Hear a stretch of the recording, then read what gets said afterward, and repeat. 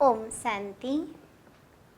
आज साकार महावाक्य 21/1/2021 मधुर संतान माने सारा कल्प भितर यह ही हेउछि सर्वोत्तम कल्याणकारी संगम जुग।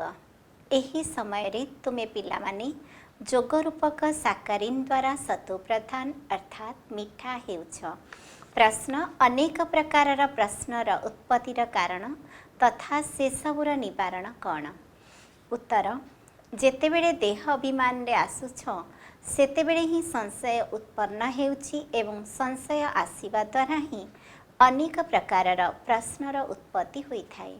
बाबा कहउछन्ति मु तुम मानकु जेउ कार्य देछि जहाँकि पतितरु पावन हुआ एवं अन्य मानकु मध्य कराओ।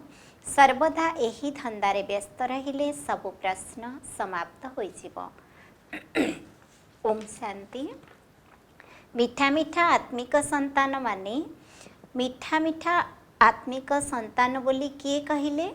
एक था निश्चित भावरे आत्मार पिता परमात्मा ही कहि परिबे। मिठा मिठा संतान माने एबे मो सम्मुखरे बसिछन्ति एवं बाबा बहुत स्नेहर सहित बुझाउछन्ति। एबे तुमे माने जानुछ जे सुख शांतिर दाता दुखहर्ता बाबांक व्यतीत सारा दुनिया रे अन्य कौनसी मनुष्य होई परिबे नाही। सेथिपई समस्ते दुख समय रे बाबांको मने पकाई आसुछन्ति। तुमे माने बाबांक सम्मुखरे बसिछ तेणु जानुछ जे बाबा आमको सुखधामर योग्य करुछन्ति। आमे माने सदाकाल पई सुखधामर मालिक करुथिबा बाबांक सम्मुखको आसिछु। एबे बुझी पारुछु जे सम्मुखरे सुनिबा एवं दूररे रही सुनिबारे बहुत अंतर रहिछि। मधुबन रे तुमे माने सम्मुखरे शुणुछ। मधुबन प्रसिद्ध अटे। मधुबन रे सेमाने श्रीकृष्ण का चित्र देखाइछन्ति किंतु वर्तमान तो कृष्ण नाहांती। तुमे पिला माने जानिछ एथिरे मेहनत लागि थाए सेथिपई निजको बारंबार आत्मा निश्चय करिबाको हेबो। मु आत्मा बाबांक ठारु वर्षा नेउछि। बाबा सारा सृष्टि चक्र भितरे थरे मात्र आसुचन्ति। एहा कल्पर कल्याणकारी संगम जुग। एहार नाम पुरुषोत्तम रखा जाइछि। एहा संगम जुग अटे जेउ समय रे समस्त मनुष्य माने उत्तम होइथांती। एबे तो समस्त मनुष्य मात्रंकर आत्मा तमो प्रधान होई जाइछि जहा पुणी सतो प्रधान हेबो। सतो प्रधान थिबा समय रे आत्मा उत्तम थिला। तमो प्रधान हेबा द्वारा मनुष्य कनिष्ठ होई जाइछि। तेबे वर्तमान बाबा आत्मा मानक सम्मुखरे बसी बुझाउछन्ति सारा पाठ आत्मा ही करुछि शरीर नुहे। एबे तुम मानक बुद्धि रे आसी जाइछि जे आमे आत्मा माने वास्तव रे निराकारी दुनिया बा शांति धामर निवासी अटु। एही कथा को केही जानि नाहंती तेणु काहाको बुझाई परिबे नाही। एबे तुमर बुद्धिर ताला खोली जाइछि। तुमे जानुछ वास्तव रे आत्मा परम धाम रे रहुछि। ताहा हेला निराकारी दुनिया। एहा साकारी दुनिया। आमे सब आत्मा माने पाठधारी अटु। प्रथमे प्रथमे आमे माने अभिनय करिबा पई आसुछु। पुणी क्रमान्वय रे समस्ते आसी थांती। सबु पाठधारी एकाठी आसी जानती नाही। भिन्न भिन्न प्रकारर पाठधारी माने समय अनुसारे एठारे आसीबारे लागिछन्ति। समस्ते सेतेबेले एकाठी हेबे जेतेबेले नाटक शेष हेबो। एबे तुम मानकु परिचय मिलिछि। मु आत्मा प्रकृत रे शांति धामर निवासी अटे। एठाकु पाठ करिबा पई आसीछि। बाबा सारा समय अर्थात पूरा कल्प पाठ करिबा पई आसंती नाही। आमे ही पाठ करी करी सतो प्रधान रो तमो प्रधान होई जाइछु। एबे तुम मानकु सम्मुखरे सुनिबाको बहुत मजा लागुछि। निजे मुरली पढ़िले एते मजा आसे नाही। एठारे सम्मुखरे रहुछ ना। तुमे पिला माने जानुछ जे भारत भगवान भगवतींकर स्थान थिला जहा कि एबे नाही। स्मारकी स्वरूप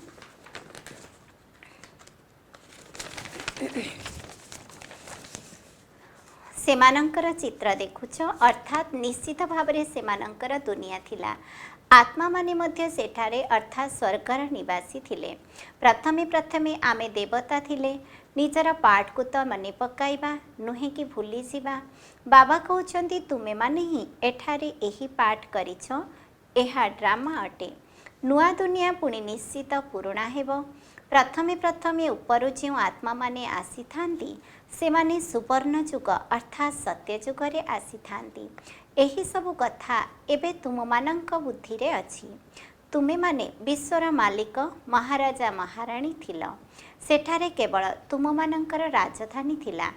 एबे तो राजधानी नाही। एबे तुमे शिक्षा ग्रहण करुछ जे सेठारे आमे राजकार्य किपरि चलाइबु। सेठारे मंत्री नथांती कारण मत दातांकर दरकार ही न थाए। सेमाने तो श्रीमत द्वारा श्रेष्ठ रु श्रेष्ठ हो जाई थांती। तेणु सेमानंको अन्य काहाठारु मत नेबार आवश्यकता न थाए। जदि काहाठारु मत नेले तेबे बुझिबाकु हेबो जे तांकर बुद्धि दुर्बल अछि। एबे बाबांक ठारु जेउ श्रीमत मिलुछि ताहा सत्य जुगरे मध्य कायम रहिबो। एबे तुमे माने जानुछ प्रथमे प्रथमे निश्चित भावरे एही देवी देवतांकर राज्य थिला। एबे तुम मानंकर आत्मा शक्तिशाली हेउछि। आत्मा मानंकु एही ज्ञान परमात्मांक व्यतीत अन्य केही भी देई परिबे नाही। एबे तुम पिला मानंकु देही अभिमानी हेबाकु पड़िबो। शांति धामरु आसी एठारे तुमे माने बाणी रे आसुछ। कथावार्ता करिबा बिना कर्म करि परिबो नाही। एहा बहुत बुझिबार कथा। जेमिति बाबांक भितरे सारा सृष्टिर ज्ञान रहिछि सेमिति तुम आत्मा मध्यरे मध्य ज्ञान रहिछि। आत्मा कहुछि मु गोटिए शरीर छाड़ी संस्कार अनुसार पुणी अन्य एक शरीर धारण करुछि। पुनर्जन्म मध्य निश्चित होइथाए। आत्मा को जहाँ भी पाठ मिलिछि ताहा करी चलिछि। संस्कार अनुसार परवर्ती जन्म नहीं चलिछि। आत्मार पवित्रतार मात्रा दिन को दिन कमी जाउछि। पतित अक्षर द्वापर जुग ठारू व्यवहार करा जाए तथापि मध्य किछिटा फरक निश्चित पड़ी थाए। तुमे माने नुआ घर तैयारी करुछ। एक मास परे तार किछिटा फरक निश्चित पड़िबो। एबे तुमे पिला माने जानुछ जे बाबा आमको संपत्ति देउछंती। बाबा कहउछंती मु आसीछि तुम मानंकु संपत्ति देबा पाई। तेबे जे जेते पुरुषार्थ करिवो सेते उच्च पद पाइबो। बाबांक पाखरे कौनसी प्रभेद नाही। बाबा जानिछंती मु आत्मा मानंकु पाठ पढ़ाउछि। बाबांक ठारू संपत्ति नेबार हक आत्मा मानंकर अछि। एथिरे पुरुष स्त्रीर दृष्टि नाही। तुमे माने मोर समस्ते संतान। एबे बाबांक ठारू वर्षा नेउछ। आत्मा माने परस्पर भाई भाई अटंती। जहाँ को बाबा पाठ पढ़ाउछंती वर्षा देउछंती। बाबा ही आत्मिक संतान मानंक सहित कथावार्ता हेउछंती। हे मोर गेल्हा मिठा सिकिलधे संतान माने तुमे माने बहुत समय हेब अभिनय करी करी एबे पुनर्बार आसी मो सहित मिसुछ निजर संपत्ति नेबा पाई। एहा मध्य ड्रामारे निर्धार्य अछि। तुम मानंकर आरंभरु शेष पर्यंत पाठ निर्धार्य होई रहिबो। तुमे अभिनेता माने अभिनय करी चालिछ। आत्मा अविनाशी ता भितरे अविनाशी पाठ निर्धार्य होई रहिछि। शरीर सब बदली चलिबो बाकी आत्मा पवित्र रो अपवित्र हेउछि। सत्य जुगरे आत्मा पवित्र थिला। एहाको कुहा जाए पतित दुनिया। जेतेबेले देवता मानकर राज्य थिला सेतेबेले निर्विकारी दुनिया थिला जहाँकि एबे नाही। एहा मध्य एक खेल अटे ना। नुआ दुनिया रु पुरुणा दुनिया, पुरुणा दुनिया रु पुणी नुआ दुनिया। एबे सुखधामर स्थापना हेउछि। बाकी सबु आत्मा माने मुक्तिधामरे रहिबे। एबे एही बेहदर नाटक शेष हेबाकु जाउछि। तेणु सबु आत्मा माने मशा माछी सदृश घर को फेरी जिबे। शेष समय केही भी आत्मा परम धामरु आसी तांकर कौन मूल्य थिबो। मूल्य सेमानंकर रहिछि जे माने प्रथमे प्रथमे नुआ दुनिया रे आसुछंती। तुमे माने जानिछ जहा नुआ दुनिया थिला ताहा एबे पुरुणा होई जाइछि। नुआ दुनिया रे आमे देवी देवता थिले। सेठारे दुखर नाम गंध नथिला। एठारे तो असरंती दुख अच्छी सेथिपाई बाबा आसी दुखर दुनिया मुक्ति करुछंती। एही पुराणा दुनिया बदलिब निश्चित। तुमे माने बुझाउछ जे आमे निश्चित सत्यजुगर मालिक थिले पुणी 84 जन्म परे एहीपरि होई जाइछु। एबे पुणी बाबा कहउछंती मोते स्मरण करिले तुमे माने पुणी स्वर्गर मालिक होइजिब। तेणु आमे काहेकि निजको आत्मा भावी बाबा को स्मरण न करिबा। किछि तो परिश्रम करने को पड़िब ना। राज्यपद पाइबा कण सहज कथा कि? तेणु बाबा को स्मरण करने को हेब। एहा मध्य मायार चमत्कार अटे जहाँकि बारंबार तुमको भुलाई देउछि। सेथिपाई उपाय बाहर करने दरकार। एमिति नुहे जे मोर होइगले जोग लागिजिब। तेबे पुरुषार्थ कौन करिब ना जे पर्यंत बंची छ से पर्यंत पुरुषार्थ करने को हेब। ज्ञान अमृत पान करने को हेब। एकथा मध्य जानिछ जे एहा आमर अंतिम जन्म। तेणु एही शरीरर स्मृति को भूली देही अभिमानी हेबाकु पड़िब। गृहस्थ व्यवहार रे मध्य रहिबाकु हेब। किंतु पुरुषार्थ निश्चित करने को हेब। केवल निजको आत्मा निश्चय करी बाबा को मने पकाओ। तमेव माताश्च पिता तमेव। एसबु हेला भक्ति मार्गर महिमा। तुमको केवल एकमात्र अलफ अर्थात बाबा को स्मरण करने को हेब। से जड़े ही मिठा साकारी नटंती। तेणु अन्य सबु कथा को छाड़ी एकमात्र साकारीन बाबा को मने पकाओ। एबे तुम मानकर आत्मा तमो प्रधान होई जाइछि। ताकु सतो प्रधान करिबा पई जोकर यात्रा रे रुह। समस्तंकु एही कथा जणा जे बाबांक ठारो सुखर संपत्ति निय। सुख तो सत्यजुगरे थाए एवं से सुखधामर स्थापना केवल बाबा ही अटंती। बाबा को मने पकाइबा बहुत सहज किंतु मायार विघ्न बहुत रही। तेणु चेष्टा करी मोते मने पकाओ तेबे खात अर्थात विकार बाहरी जीव। गायन रही जे गोटे सेकेंड रे जीवन मुक्ति। आमे आत्मा माने आत्मिक बाबांकर संतान सेठाकार निवासी अटू। पुणी आमको निजर पाठ को पुनरावृत्ति करने को हेब। एही ड्रामा भितरे सबुठारु अधिक पाठ आमर रही। सुख मध्य सबुठारु अधिक आमको मिलिब। बाबा कहउछंती तुमर देवी देवता धर्म बहुत सुखदायी अटे। बाकी समस्ते शांतिधाम को ऑटोमेटिक अर्थात आपे आपे निजर हिसाब किताब चुक्त करी चली जिवे। एहार अधिक विस्तार को आमे काहेकि जिबा। बाबा केवल आसुचंती समस्त को घर को फेराई नेबा पाई। अंतिम समय मशा सदृश समस्त को नहीं जाउछंती। सत्यजुगरे बहुत अल्प संख्यक मनुष्य थांती। एसबु ड्रामा रे निर्धार्य अछि। शरीर सबु नष्ट होइजिव। आत्मा जे कि अविनाशी अटे से निजर कर्मर सबु हिसाब किताब चुक्त करी घर को चलीजिव। एमिति नुहे जे आत्मा नियारे पड़गले पवित्र होइजिव। आत्मा को तो जोग अग्नि द्वारा ही पवित्र हेबाको पड़िबो। एहा जोगाग्नि अटे। किंतु दुनिया रे नाटक तैयारी करछंती जे सीता अग्नि परीक्षा देथिले। अग्नि द्वारा कण पवित्र होई परिबो? बाबा बुझाउछंती तुमे सबु आत्मा माने सीता माने वर्तमान पतित अट। रावणर राज्य रे अछ। एबे वर्तमान बाबांक स्मृति द्वारा तुमको पवित्र हेबाको पड़िबो। राम केवल सेही जणे ही अटंती। अग्नि शब्द शुणिले भावुछंती जे सीता निया पार होइथिले। केउठी जोगरूपी अग्नि केउठी एही अग्नि। आत्मा परम पिता परमात्मांक सहित जोग रखिले ही पतितरु पावन होई परिबो। तेबे एथिरे राति दिनर फरक रहिछि ना। एही नरक दुनिया रे सबु आत्मा रूपी सीता माने रावणर जेल रे शोक बाटिकारे अछंती। एठाकार सुख तो काकविष्टा सहत समान अटे। एठिकार सुख को काकविष्टा सहित तुलना करा जायछि। स्वर्गरे असरंती सुख रही। तुमे आत्मा मानकर एबे शिव साजनक सहित निर्बंध होई जायछि। तेणु आत्मा फीमेल अर्थात स्त्री हेला ना। शिव बाबा कहउछंती केवल मोते मने पकाओ तेबे तुमे माने पवित्र होई जिवो। शांति धाम को जाई पुणी सुख धाम को आसीजिव। सेथिपाई एबे पिलामानंकु ज्ञान रत्नरी निजर झुलामणि को भरिबा दरकार। एथिरे कौनसी प्रकार संशय आसीबा उचित नुहे।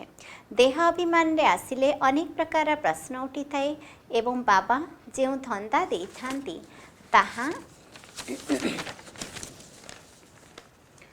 करि न थांती। मूल कथा है आमको पतितरु पवित्र हेबाकु पड़िबो। अन्य सब कथा को छाड़ी देबा दरकार। राजधानी रे जेमिति नीति नियम थिबो सेमिति हेबो। जेमिति महल तैयारी करिथिबे सेमिति करिबे। मूल कथा है पवित्रतार। डाकुछंती मध्य हे पतित पावन तेबे पावन हेले सुख होइजिबे। देवी देवता माने हेले सबुठारु पवित्र। एबे तुमे माने 21 जन्म पाई सर्वोत्तम पवित्र हेउछ। ताको ही कहा जाइछि संपूर्ण निर्विकारी पवित्र जीवन। तेणु बाबा जो श्रीमत देउछंती ताहा उपरे चलिबा दरकार। एथिरे कौनसी प्रकार संकल्प उठाइबार आवश्यकता नाही। प्रथमे मु पवित्ररु पतितरु पवित्र होई जाए बास। डाकुछंती मध्य हे पतित पावन किंतु किछि भी बुझु नाहांती। एकथा मध्य जानि नाहांती जे पतित पावन किए। एहा हेला पतित दुनिया ताहा हेला पावन दुनिया। मुख्य कथा ही हेउछि पावन किपरि हेबो एवं किए करिबो।